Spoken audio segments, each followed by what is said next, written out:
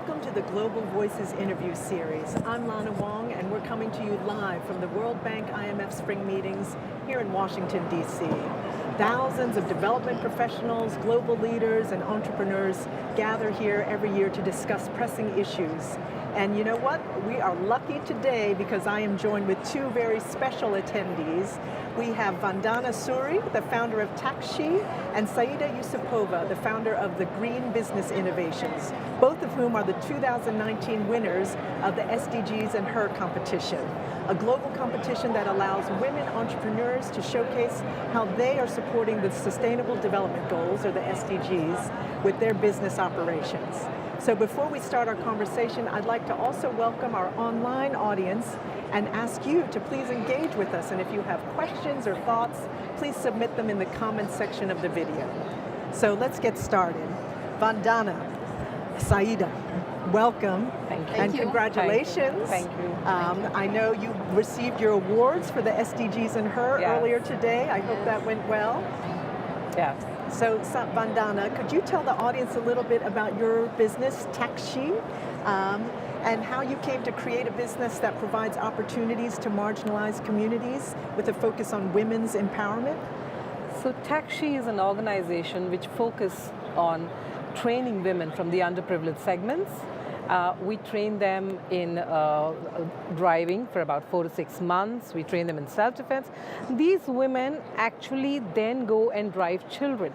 So on one hand, it is women empowerment, and on the other hand, the other goal that this is reaching out is, stopping child sexual abuse. It's good empowerment, and where do you create an aircraft and where does she land, right? So we are empowering them to take care of the next generation. They drive kids to school and to tuitions all through the day. That's fantastic. That's great. And so, Saida, your business is quite different from Vandana's. Could you also tell our audience a little bit about Green Business Innovations and your path to starting a business with a focus on sustainability in Uzbekistan? Thank you so much for the question. So yeah, my business is a consultancy, but which focus on innovations, on clean tech, on startups, development of the ecosystem in startups.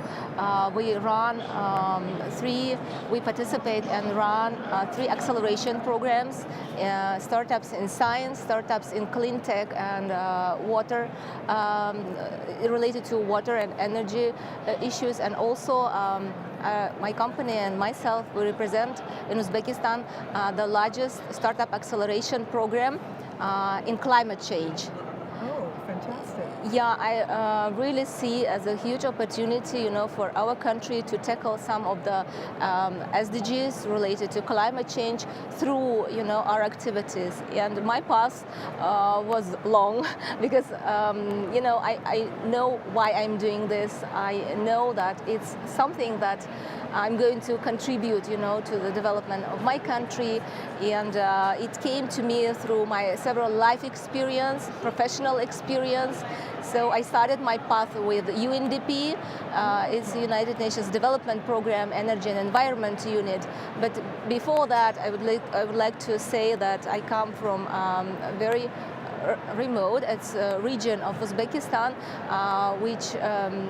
where I was grown up, and I remember the times when the Soviet Union was collapsed, and I know what it means when there are power cutoffs, when there is no central heating, you have less access to water resources. So I know that it's very important, and it's going to become one of the precious, resources for our region. So I had an opportunity to work in UNDP to learn about what is sustainable development, what is human-centered development. Then I continued my studies. So I did my master's in sustainable development 10 years after my first degree because I really wanted to learn more about this area. So, and I see great examples in the place where I started, it's St. Andrews University. Scotland was one of the first countries to develop sustainable development strategy. And professors from this university, they were participating in this process, and they are trying to pursue these values to the citizens and people and students living and working in this place. So it was very interesting for me to see how through the trainings, through the communication to the local people, you can make some small changes, that can contribute to big ones. Like very small example that I used to, give in many places. When you go to the shop, you can see the labels saying I'm Scottish on the grocery, on the some products. Yeah.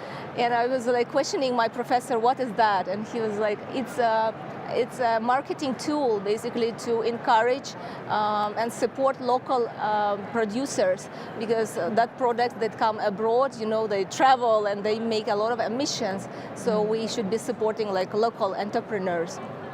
So yeah, this was my path when I decided to make, to work in this area. So I did research on energy efficiency in my country, because it's one of the most energy intensive countries in the world, Uzbekistan. Yeah, and in 2013 it was #1. So yeah, it's a figure that basically shows how much should be done in this area. And businesses should be for sure involved into this process, because it will, help to really gain some sustainability in this area. It's a great initiative. Thank you. Great.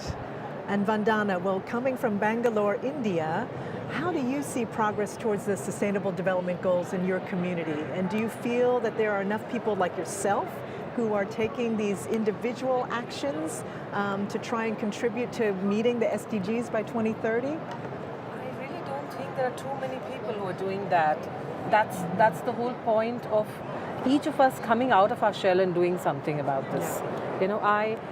As a woman, I felt unsafe myself, and there was something that triggered us, wherein there was a rape in one of the cabs in India that kind of triggered this whole system that where are the women cabs, and why are, you can wait for generations to change, and at the same point of time, as a woman, you can take the stand to do something about it. And that's how TaxShe came into existence, I think it's very important for all of us individuals to fight that one cause.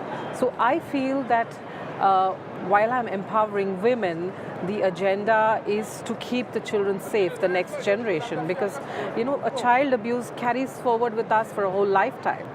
It has very bad impact on our lives, on our own relationships. Most of the abusers, if you see, have a past history of child molestation. So here is this woman who's making this change. She becomes a driver, and she's changing generations ahead. And I really think it's time for people to get up and do that one thing which is like really bothering you. That's important for it to be put into action. Yes, I think what you all are doing right now, spreading out the message, and we talking to people, she talking about herself. It's very important that somebody starts taking that one step. Absolutely. Only then we reach that. If the ground reality is not being taken care of, then all these agendas, there's a huge gap. So everybody's contribution has to come, is the way I think it's forward.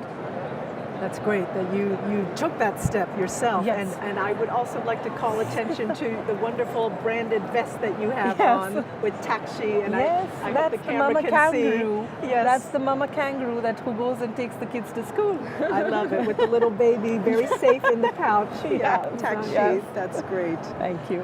And so, Saida, how about in Uzbekistan? So for many around the world, the country may just seem like a very remote place. They may not even be able to find it on the map. What kind of actions do you see in your community where people are really contributing to the SDGs? Yeah, well, let me start with a brief note about the country, because I really want people to know, that this country doing a lot. So Uzbekistan is one of the 5 STAN countries, and we are located just in the center. And half of the Central Asian population resides in Uzbekistan. And 60% of that population, more than even 60, it's youth. So yeah, it's the biggest capital of our country. At the same time, a lot of work should be done, to get them to equip them with skills, and also get them jobs. And the area where I work, it's also an opportunities for them, the way we present, the work we are doing. So there are a lot of initiatives, in fact, going on for youth in the area of skills building, digital skills. Like, for example, we do one of the programs, it's a social program that we run. It's Women in Tech Technovation program. So we do, we help like young girls to build their capacities through the project development. So they do a real project with the help of the mentors. So they find a solution, so they find a problem in the community and then try to find a tech solution. So they develop a mobile app on SDGs topics. Oh, great. So yeah, we're very proud of these initiatives, and I do it not alone. I partner with companies, we partner with government, international organizations, UN supporting us, US Embassy. So it's like a flagship program. Wow, yeah. This is more than just a little startup, right? Yeah. But this is the social program, but it's again the backside is SDGs. So it's a lot of education in this area, and also showing the opportunities for doing small businesses, in this, even at this age. So girls, by this, they gain skills, and also they can decide if they're interested in this area, like tech, clean tech, any topics of SDGs. Would they like to pursue, careers in this field? So we're seeing a lot of results in this area. We are. There are many other, initiatives by the government, that are running now. In fact, I would like to note that in Uzbekistan now we are having a boom, in terms of innovations, tech programs, and many international organizations like World Bank.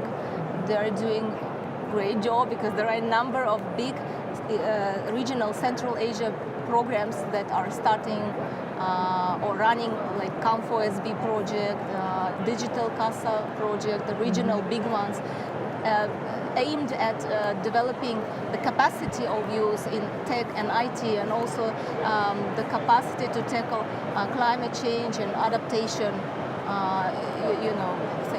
areas in our country. That's great. Well, I salute both of you for being such strong role models for the young women in your countries and around the world. And so I have one last question for both of you. How does winning this competition help you with the next step in developing your business?